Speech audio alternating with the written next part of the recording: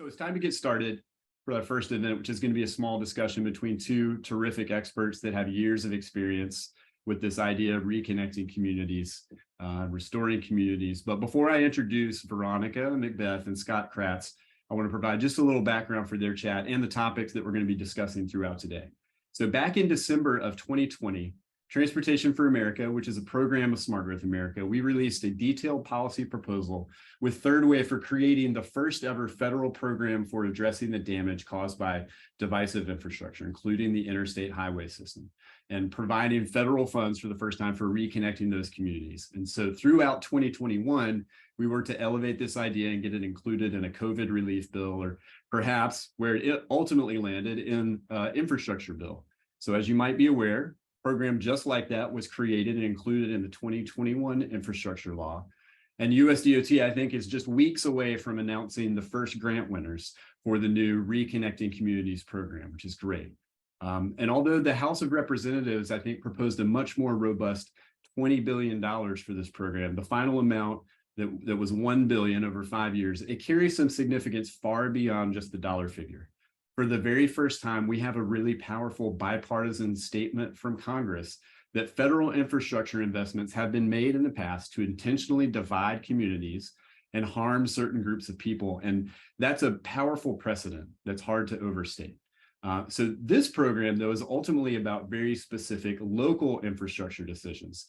And so I'm delighted to introduce two experts who together bring both local and federal experience together on this broader concept of reconnecting and helping repair communities. So I want to, first up, I want to introduce Veronica McBeth. Veronica was appointed as the Senior Advisor of the Federal Transit Administration last summer. Reporting directly to the administrator, she manages FTA initiatives that include transit-oriented development, climate, sustainability, equity and infrastructure, and others. Before she was appointed to that role, she worked in the private sector on a range of transportation planning issues, and also for the city of Baltimore in their Department of Transportation, where she managed, what did she not manage? Capital projects, planning projects, transit services, a whole suite of things. And on the other half of this chat will be Scott Kratz, who is the Senior Vice President of Building Bridges Across the River. For the last 10 years, long before this new federal program was created, Scott has been working with a nonprofit called Building Bridges Across the River, which is based in DC's Ward 8 and the Washington, D.C. city government to transform an old, now unused freeway bridge into an incredible park above the Anacostia River. He's going to tell us all about it. But he's working with the community to use the base of one of these old 11th Street bridges that connects Capitol Hill with communities east of the river to create a one-of-a-kind civic space that supports active recreation, environmental education, and the arts. So thank you, Scott and Veronica, for being here today. I'm so excited about this. As we get started, I want to hand things over to Veronica first to just tell us a little bit about what she's doing within FTA, and then we'll hear from Scott before we start discussing. So take it away, Veronica. Good morning. Thank you so much. You make me sound like I did some things. I don't know about that. So thank you everyone for joining us. Really excited to be a part of this amazing conference with Smart Growth America.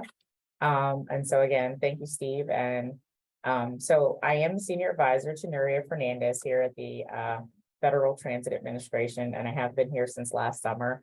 And sometimes, you know, when you work in government, things go in like dog years because it's so much work to be done. But this is such a fun time to be in transportation because of the unprecedented amount of funding that we have to help the American people, and specifically the amount of money that we can work to help give out in equitable ways and reconnecting communities. And so this is so apropos to be able to have the opportunity to talk about these things here. So we're able to talk about this historic investment in public transportation that the FTA is administering throughout the country, and our work to promote equity through our capital and planning programs. And so I want to thank my fellow keynote speaker, Scott Kratz, for being here today and providing his insight on preventing displacement in communities, and especially for his work in the Washington, D.C. area. My original hometown, I was born here and lived here until I was about 11, and native bus rider from Northeast to Southeast as a little kid. I even lost my Darth Vader doll on the bus one day. So I can tell you that story another time. So invite me back for that story, Steve. It's riveting. Um, and especially for his work, which happens to be right here near USDOT headquarters. And so ironically, I can almost see the river from my window here. So instead I have like a sliver of almost the river, but more Harris Teeter. So I'm working on getting my office moved. So, but on a more serious note, I worked in the urban transportation field for most of my career, and I know how important transportation and transit is to the underserved populations. And so I continue to be inspired in my work to address the adverse impacts to underserved populations, specifically as transit projects may inflict on these specific communities. And too often transportation decision-making has negative impacts on communities of color, and that we can clearly witness, particularly in the displacement areas. And far too many instances, a project means that it can disconnect a community and destroy what was already present, and uprooting families from homes that they might have lived in for generations. So next slide. Next slide. So at USDOT and FTA, we firmly believe that transportation, particularly in transit, must build neighborhoods and celebrate communities and cultures and not replace them. And certainly making it easier to get around in a community and to touch others in that community, and should not come at the cost of losing your home or your business or the opportunity to live your life as you choose. And it's a real honor to be appointed here to work at FTA at this particular moment, when we are able to highlight equity like we've never done before in all of the programs and initiatives that we have. And so within the Biden-Harris administration, and with Secretary Pete being so committed for righting the wrongs of the past. And yes, he does like you to call him Secretary Pete. I'm not kidding you. Like, he doesn't really like the other thing. In fact, so the president's bipartisan infrastructure law, FTA has had a historic opportunity to expand and modernize transit. So we're able to ensure and provide access to opportunities for everyone. Next slide, please. Last year, Secretary Pete released the DOT Equity Action Plan, which now it has actually established the DOT Equity Council, which is just met for the first time last week, where he oversees that particular council, but which establishes a foundation to build a transportation system that works for everyone. The plan considers equity from multiple angles, and centering on communities that have been underserved, overburdened, and disadvantaged in the past by transportation decisions. And so these are not just some pretty words, but the FTA and the other transportation modes are really putting these principles into practice. So we're strengthening our disadvantaged business program, and to ensure that business opportunities in transportation and infrastructure not only just reach minority-owned small businesses, but they also reach women. And we're participating in the President's Justice 40 initiative, which has set a goal that many of our grants, programs, and initiatives allocate 40% of their benefits from federal government to disadvantaged communities. And we're seeing applications for popular competitive grant programs like FTA's Bus and Bus Facilities program, outlining those efforts at the local level. And the FTA's Areas of Persistent Poverty program supports state and local governments, transit agencies, and nonprofit organizations to create better transit for residents who have limited or no transit options at all.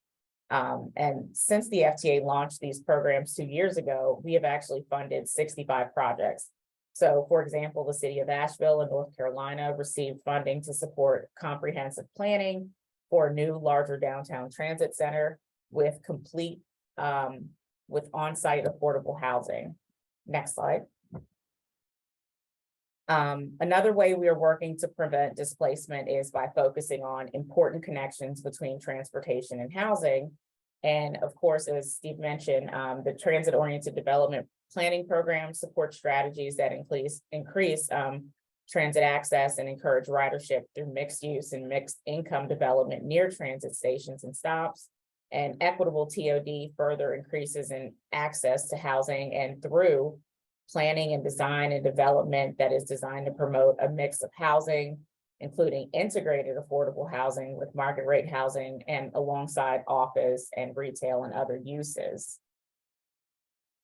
And FTA's TOD program has actually received a 38% increase under the bipartisan infrastructure law, which allows us to better support local efforts to improve the infrastructure near transit stations and better connect people to jobs, housing, and other opportunities. So anti-displacement, as we know, goes beyond housing, right? So it includes maintaining social connections and culture. And let me give you an example, and you can go to the next slide. I may be a slide behind, but let's hang out here for a second.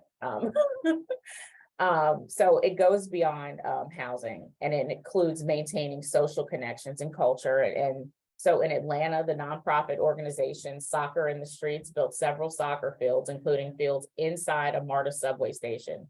So to provide people from all walks of life a chance to just play. So they also give local kids a great opportunity to practice teamwork, athletics, while showing them that public transportation can literally open up an entire city and show them great new opportunities. And MARTA has incorporated public art and community gardens into some of the stations too, which is just promoting health and wellness and a social connectedness as a part of the transit system. LA Metro is using federal TOD funds to plan ways to expand affordable housing around Union Station and its Civic Center district, another example of how planning grants are being used to plan for more affordable housing near transit. So actually, take it back one slide because I was actually where I was supposed to be. So with being remiss not to mention the fact that there are two new programming departments and programming at the department level, which is Reconnecting Communities. And this is the first ever federal grant dedicated to reconnecting communities that were previously cut off from economic opportunities by the transportation infrastructure that was built then. So this is actually funded with $1 billion over the next 5 years. And it's essentially aimed to eliminate some of the barriers of mobility, access, or economic development. Next slide. And there's another program that is USDOT partners with HUD, and this is the Thriving Communities program. With Thriving Communities, it's aimed to build more affordable housing along transit corridors, and this essentially provides technical assistance specifically for disadvantaged communities. And this is funded with $25 million, and the program aims to ensure that disadvantaged communities that were adversely affected by either environmental or health policies actually have technical tools and an organizational capacity to compete for federal grants. Next slide. So before I wrap up and turn it back over to Scott, I just want to mention a project that is near and dear to my heart and that I specifically worked on, which is when I was at the Baltimore City Department of Transportation, which was the BMP tunnel. I helped manage from the city side the NEPA study that took about 2 years. And I just really appreciated the opportunity to go into the community and lead community engagement that subsequently led to $50 million in mitigation efforts for the White Lock community in West Baltimore. So this funding will be used to offset any negative impacts from the project. And part of that included electrifying the commuter train system in Baltimore, which is taking tons of carbon and other pollution out of the air that kids would otherwise breathe. There's an elementary school smack dab in the middle of that neighborhood. And previously, if they were diesel trains, there would have been a vent stack right in the middle of the neighborhood adjacent to one of the elementary schools. So we know underprivileged areas like this have the worst pollution and worst health outcomes for the people who live there and grow up there. And now as we speed up train service between Washington and Baltimore, we're also going to be able to improve the life for the communities where those rails run. So the project really did come full circle for me as in this role as senior advisor when on January 30th, I got to watch President Biden deliver remarks in Baltimore, which is also where I live. And this rail station will run probably about 6 minutes away from my house, and which will now be called the Frederick Douglass Tunnel, not the BMP Tunnel. and which will be repaired and upgraded with funding from the bipartisan infrastructure law. Next slide. So concluding this, I just want to say that equity is not just giving everyone a seat on the bus or train. It means environmental justice. It means air quality. It means climate change and climate justice and sustainability issues that are all linked to the root of public transportation. And it will take collaboration between all levels of government, the private sector, and the communities being impacted for those goals to make it a reality. So thank you. And I want to pass it over to my friend and colleague, Scott.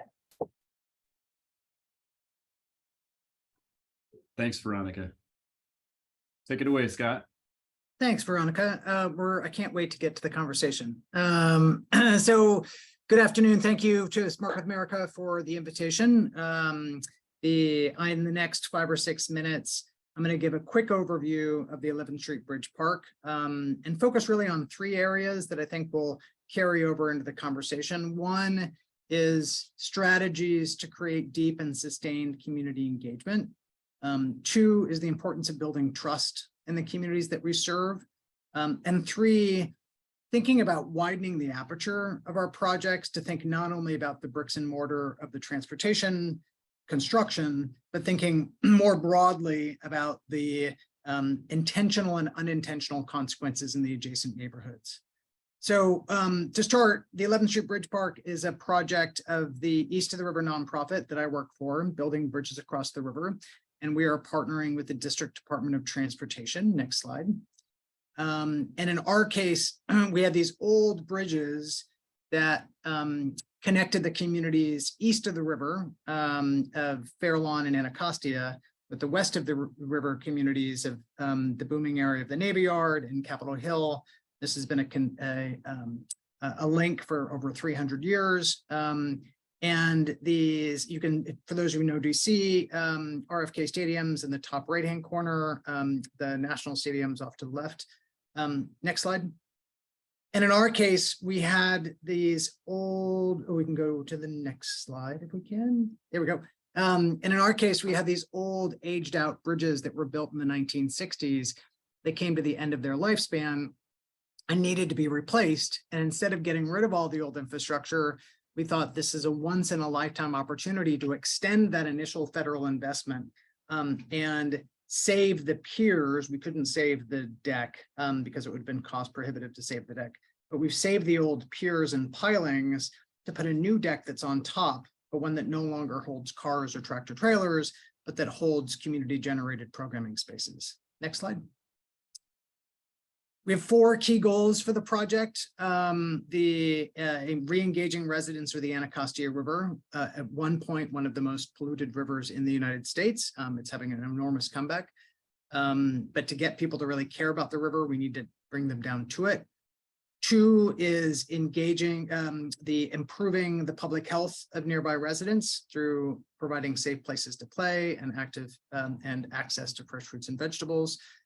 3, and I think this is the goal that most viscerally connects with residents here in DC, the Anacostia River has been a dividing point for generations. So how do we create a physical and metaphorical bridge connecting both sides of the river? And finally, and this got cut off somehow a little bit, but how do we ensure that this park is not just an anchor for economic development, but equitable and inclusive growth, and particularly getting ahead of issues of displacement. Next slide. So before we engaged a single architect or landscape architect or even an engineer, we spent 2 years just going out and talking to local residents, talking to the community to say, what do you think? Should we do this project? Sometimes I think these projects, there's outreach to the community when the idea has been 95% baked, right? And particularly for our community, that has a long and understandable distrust in the community because people have come in and made a lot of promises, and for a variety of reasons, those promises haven't been fulfilled. It was really important for us to take several steps back and say, do you even want this? In essence, sort of asking for permission. And we had over 200 meetings with faith leaders and business owners and civic associations. And once we heard some enthusiasm, some skepticism to be sure, because this is a big project, but we said, all right, well then help us shape it. Help us make sure that every programming element on the park comes from local residents. Next slide. And so we kept, somehow the formatting got a little wonky, but all of these programming ideas came from the community. The idea of creating an environmental education center that can inspire the next generation of river stewards, access to the river, particularly from the east side, urban agriculture for a community that has one grocery store serving 75,000 residents, a huge food justice issue, public art that can amplify the voices of local residents, performance space, the number one idea, a intergenerational play space. So we took all these ideas, we led a larger nationwide design competition.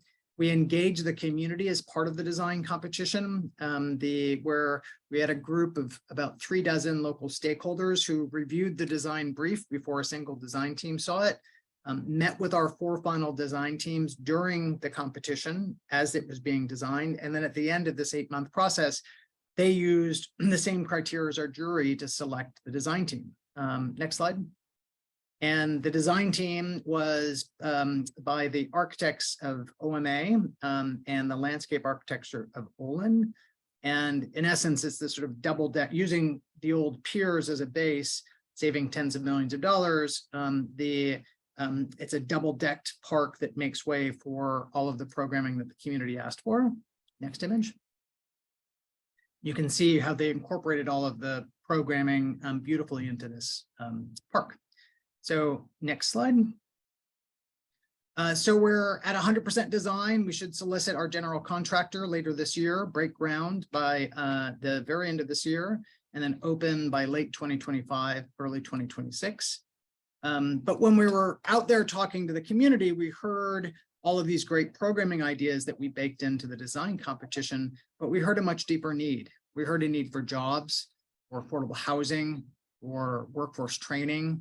And so we asked ourselves, this is an opportunity not only to transform an old piece of infrastructure into a new civic space, but also to think about the process in a different way. How do we invest early, intentionally, and most importantly, with the community at the center to get ahead of issues of displacement and gentrification? So next image. So we started by taking a 1-mile loop around the park. This is about a 10-minute walk shed to the park, and this was back in 2015.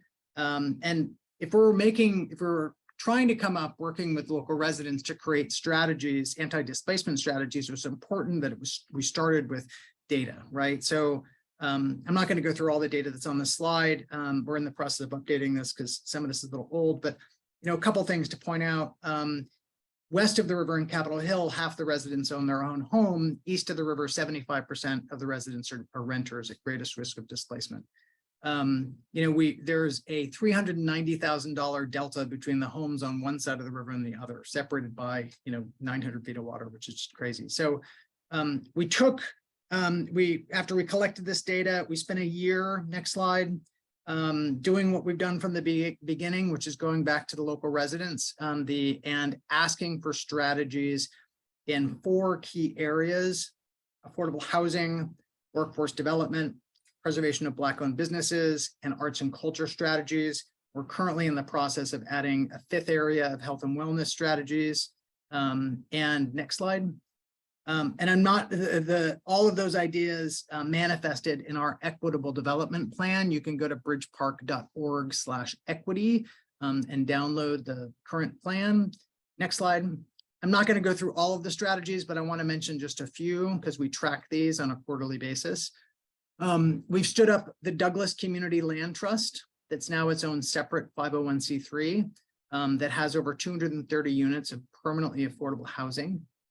We've been running a home buyers club for east of the river residents that's seen we have to update this because I just got the new numbers. 122 Ward 8 renters are now homeowners, capturing generational wealth. And we just graduated our 27th construction training program, well in advance of us breaking ground, to ensure that if we're spending $92 million to build this park, how do we ensure as much of those dollars go into the local community? But to do that, we need to ensure that local residents have the skill set and capacity to apply for and succeed at these jobs, right? So when the general contractor comes to us next year and says, well, I can't find any residents east of the river residents to hire, we can say, well, here's a list of 150, currently 150 east of the river residents who are now employed in construction jobs who've gone through our training. And we've invested several $1 million in Black-owned businesses east of the river, because if the park's going to be welcoming 1 million visitors a year, we want to make sure that we're leveraging that moment for the existing businesses to strengthen them through technical assistance and low-cost loans. So to date, working in partnership with the LISC DC office, who've been amazing partners with us, we've invested over $86 million into the neighborhoods well in advance of the park opening, right? And by the time the park opens, we'll be investing in these equitable development strategies for nearly a decade. Next slide, just a couple more. And apologies for the formatting. I think things got stretched out a little bit, but a couple lessons learned as we've gone through this process.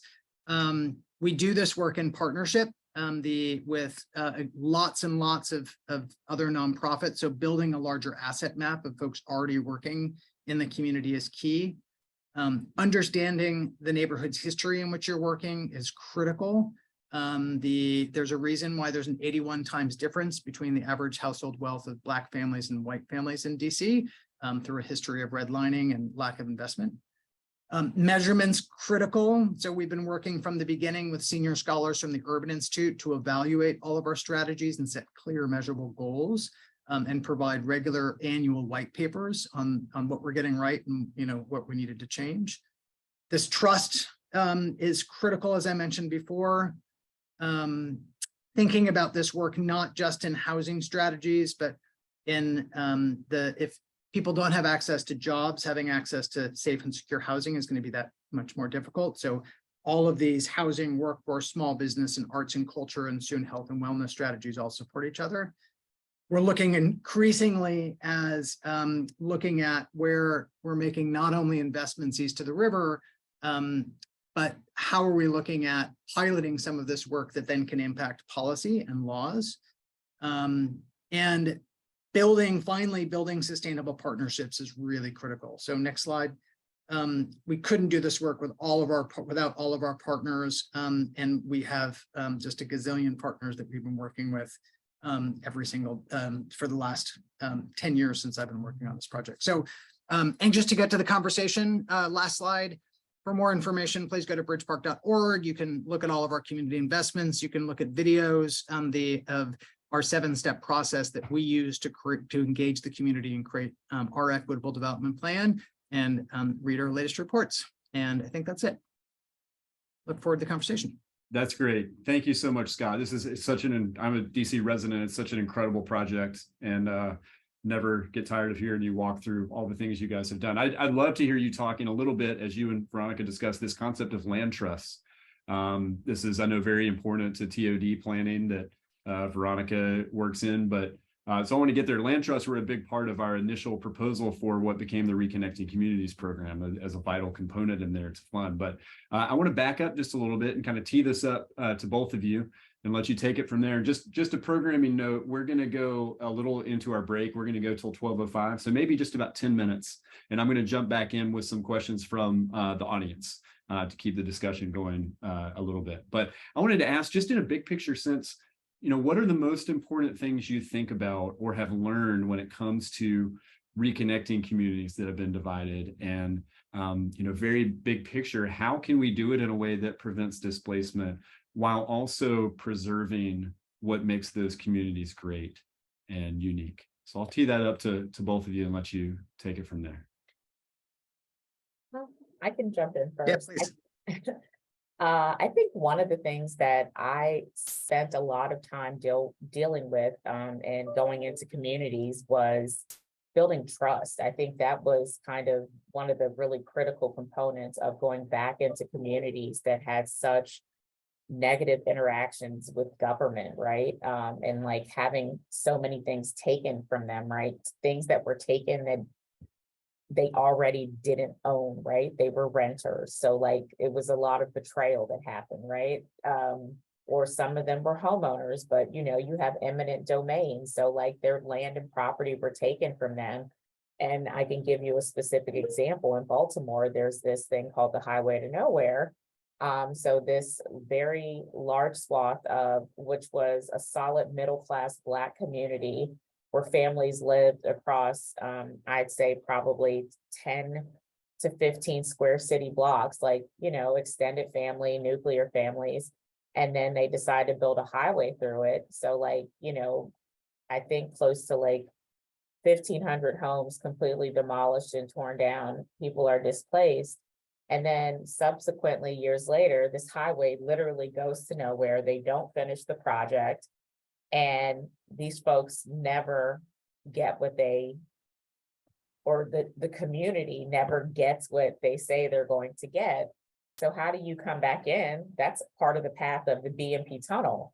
Coincidentally, it was a part of like, like where the train will go, right? So, or it's part, or sorry, not the BMP tunnel, the red line. It's part of where the red line will go. So if you're familiar with the red line project that happened in Maryland, I worked on that project when it was going on. So then to have to go back into these communities and talk to them about another project that was possibly going to come in there, and they're thinking immediate displacement. So my thoughts are, is just like the really critical component was building trust, right? So like to just close that, so Scott has an opportunity with the BNP tunnel meetings. We went in and had close to 24 meetings, and then smaller meetings, almost close to 100 smaller meetings that included sometimes one-on-one meetings, going to people's homes, having them come to the city or meeting people wherever they were, just to have a one-on-one conversation so they understood exactly what everything meant. And then just talking to people at their level, meeting people where they are, literally,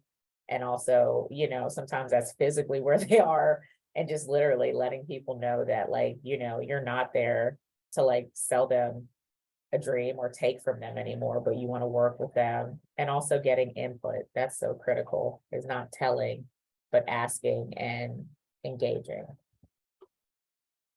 I'll build on Veronica's comments. I mean, two of the questions that we spend a lot of time talking about internally is, who is this project for and who benefits, right? Because those are related but different questions, and thus the reason why we're doing all of this equitable development work. But I want to go back to something that Veronica mentioned during her presentation that sometimes gets sort of lost out in this conversation about sort of equitable development, and that's maintaining and building social connections. So critical, right? Our first version of our equitable development plan focused on the economic factors of housing and workforce and small business, which was really key. But we realized that we could get all those things right, but if we lose what makes, in our case, sort of Anacostia, if we lose that sort of that culture that's there, that has enormous downstream consequences. So we actually went back and redid our equitable development plan to add in a series of arts and culture strategies that include commissioning arts for the park, but much more powerfully, I think, working to amplify the existing amazing artists and cultural bearers that exist in the community, and elevating that arts and culture level to those sort of economic levels. So those social connections are key, because we know that these freeways and infrastructure have divided communities for generations. In our case, that we're separated not only by a river, but two freeways, right? The 695 and the 295 freeway. So we built some pretty amazing barriers between each other, I would argue somewhat intentionally. So these spaces where we can bring together people who otherwise wouldn't normally connect are absolutely critical.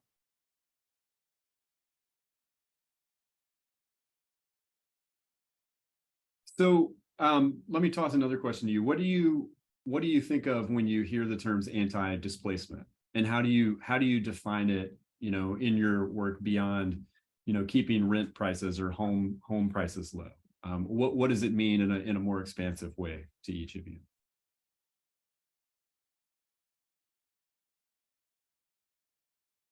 So I mean, I touched on it a little bit in my comments, and you know, interestingly enough, you know, I reached out to colleagues across our agencies. And specifically, I even reached out to HUD and I said, you know, how do you define,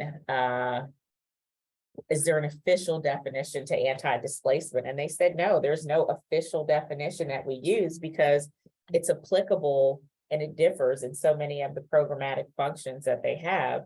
But, you know, we look at displacement, you know, and our guys of it, like I said, it goes beyond housing, and it's the maintaining a social connection and of a culture, right? You know, so making sure that you are keeping people connected to the place and space that they know, right?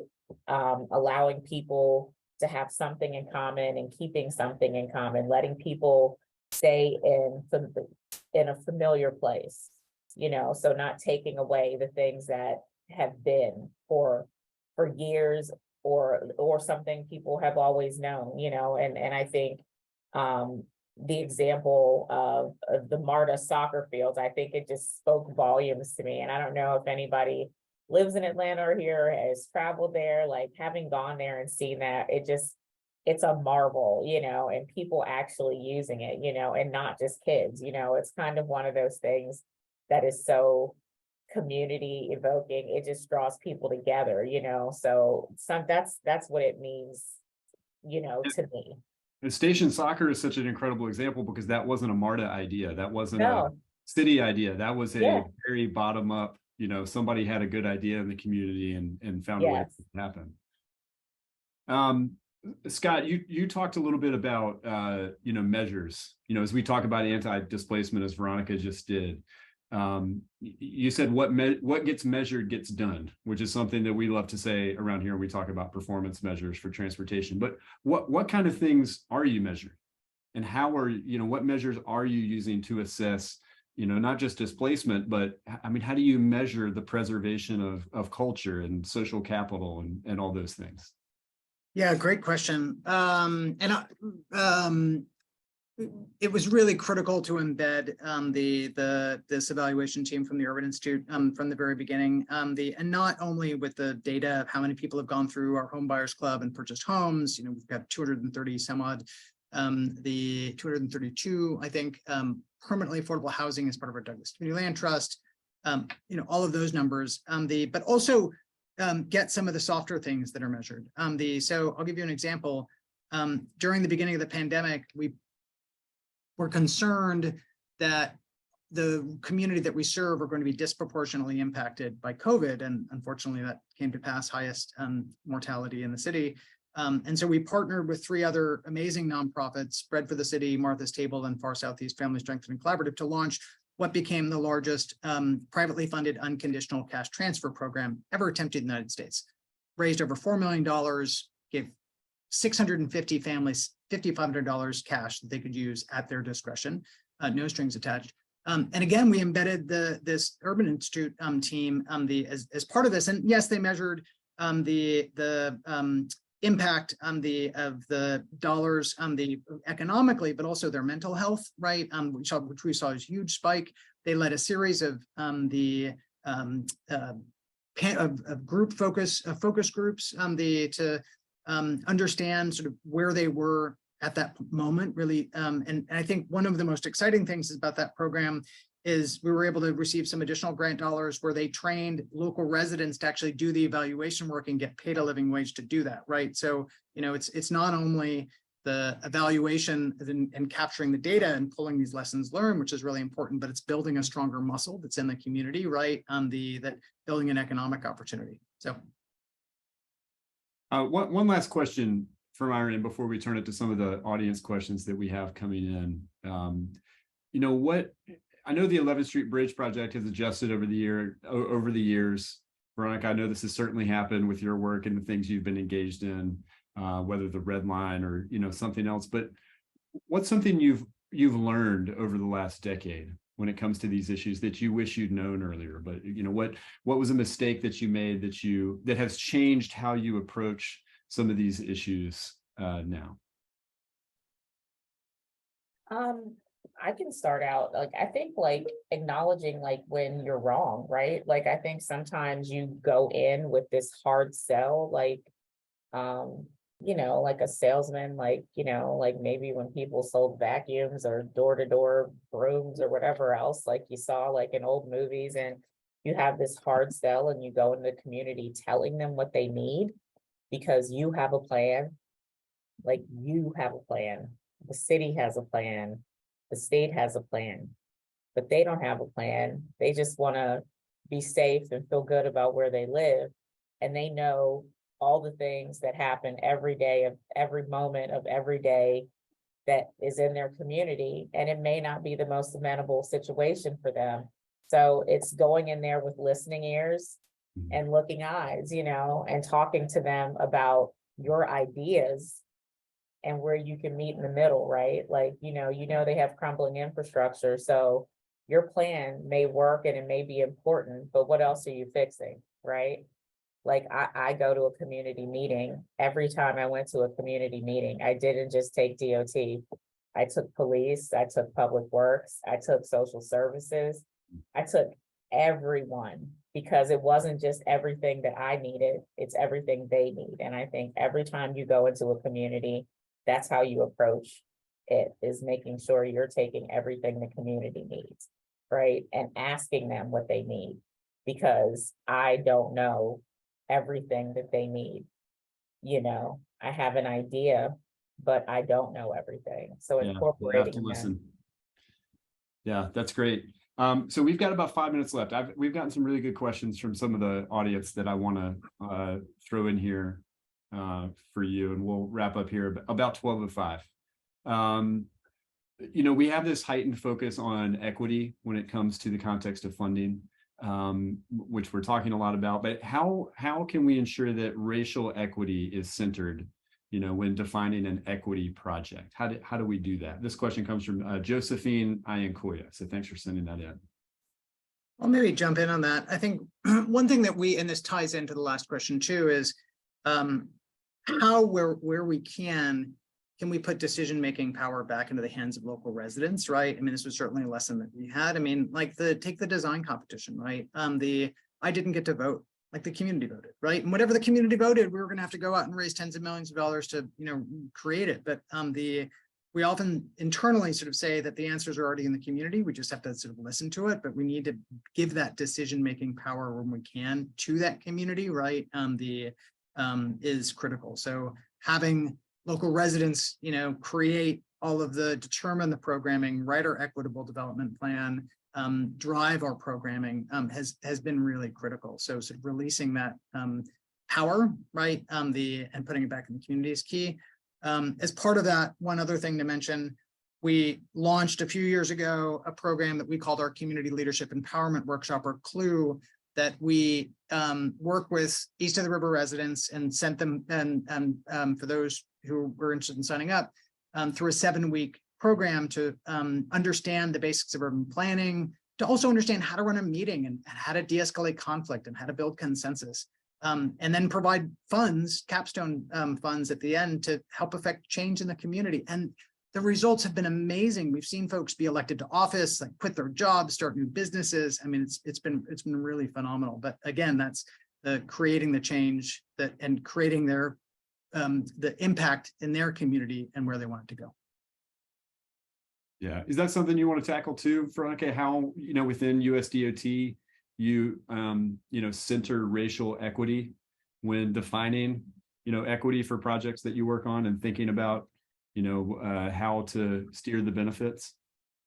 Yeah, I mean, I think we have actively been working on it now, especially now that we have funding within the bipartisan infrastructure law and the Justice 40 initiative. I think in a lot of our discretionary grant programs, and also looking at new programs that are coming out, we actively sort and look for applications that are addressing equity within their applications, making sure that we are looking for communities that have specific challenges, right? That have had issues, or not even so much issues, but that are in locations that you can expect that they are not going to have the best resources to get things done. There are financial challenges and things like that. So, and providing those resources. And I think not just so much the funding components as far as discretionary grants, but we also offer technical assistance through all of our regional offices, not just if you have a grant, but if you're looking for help to get a grant or funding, like you can always call one of our regional offices and talk to them about technical assistance and how to get to the place that you are searching or seeking help for funding opportunities. And that even goes over to our formula funding opportunities. Right. Yeah, there's a lot of efforts right now within, DOT to help low capacity communities. Yes. Apply for these funds, which is an arduous process for Yes. Yes. But then there are also some very simplistic grant funding opportunities, like the Low-No or the bus grant opportunities. They're literally click and punch grant opportunities. You know what I mean? You're not having to fill out elaborate grant applications. Like they're electronic applications. So, and they're very much geared towards communities that may not have the financial capacity to hire a consultant to put together, a Disney storyboard of an application, and that's one of the things I am adamant about. Everyone does not have that capacity. That even includes our tribal communities. I'm very passionate and I advocate in that essence too, because, tribal communities equally don't always have the accessibility for those things. So just something to think about. Scott, we got a lot of questions about the specific questions about the bridge project, which we're not going to be able to get to, but I want to close because we're right about at time with just one last question. How did you synthesize and analyze all of the data that you got in your community engagement effort, 200 plus meetings, and how has that affected, the timeline of the project? Yeah, we're up to over 1,000 meetings. Actually, we stopped counting after 1,000, but we've been at this for a long time. It's been sort of 10 years. And I think it's really critical to set expectations right at the beginning of like what the role is and what that decision-making process is going to be. So, when we started of asking for programming ideas, we solicited all these programming ideas and then we bring them back to the next meeting and then people could hear their ideas be reflected back.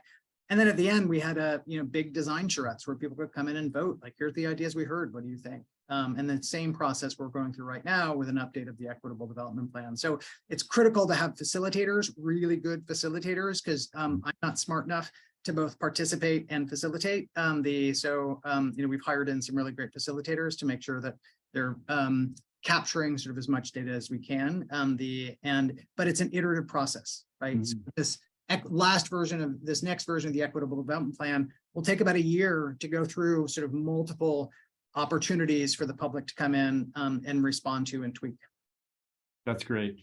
Unfortunately, we're going to have to wrap up here. Scott, Veronica, thank you so much for your time and expertise. I wish we could talk a lot longer. We've got some great links that Scott and Veronica shared that they're in the chat for everybody to check out. But thank you so much for being here. We really appreciate your time.